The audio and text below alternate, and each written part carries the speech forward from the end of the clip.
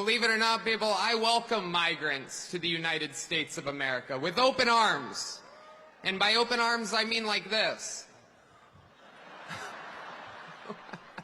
It is absolutely wild times. It really, really is. And, you know, there's a lot going on. Like, I don't know if you guys know this, but there's literally a floating island of garbage in the middle of the ocean right now.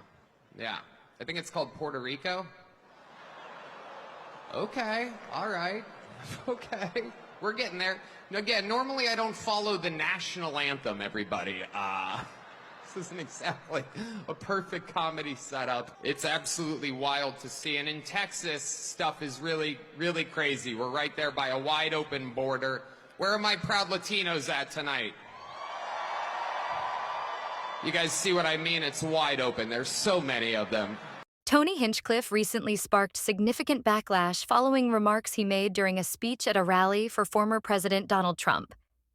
His comments, which referred to Puerto Rico as a floating island of garbage and included stereotypes about Latino and Black communities, have drawn widespread condemnation.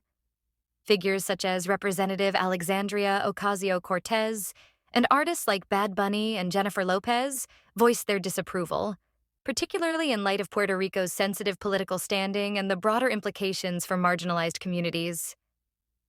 Look at what a Puerto Rican native has to say. This is what our floating island of garbage looks like.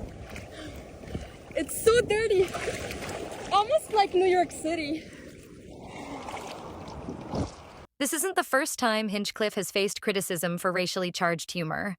In 2021, he was dropped by his talent agency after making offensive comments about an Asian performer.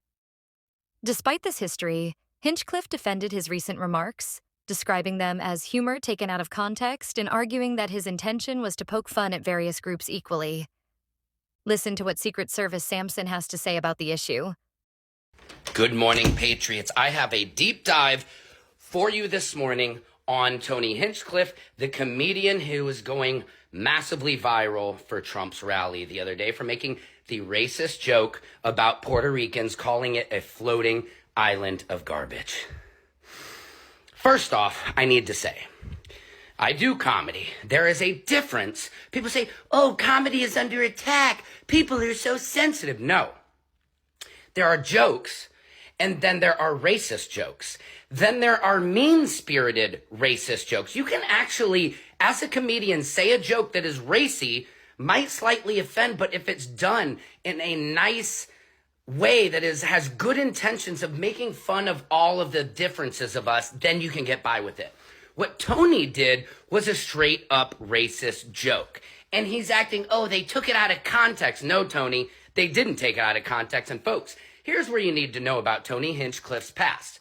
Because a few years ago, there was a comedian, Pang Dang, who was a Asian comedian, Chinese-American comedian, who went up, did his set, did jokes that Tony thought were racist towards Americans, were offensive. What did Tony do?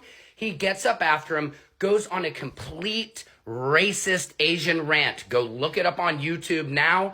There were no jokes in his set. It was a complete racist rant. Pang Dang is a friend of mine. Pang Dang was blackballed from the Kill Tony show. They replaced him with Hans Kim. Look it up. I'm sure you've heard of Hans Kim. Tony taunted Pang Dang, saying, this could have been you, when he had Hans Kim making out with all these women. So Tony has been doing this thing for a long time. This is not his first racist remark he's made. Go back, look up what he did to Pang Dang. He blackballed Pang Dang. The only people that are allowed on Kill Tony in terms of minorities are David Luke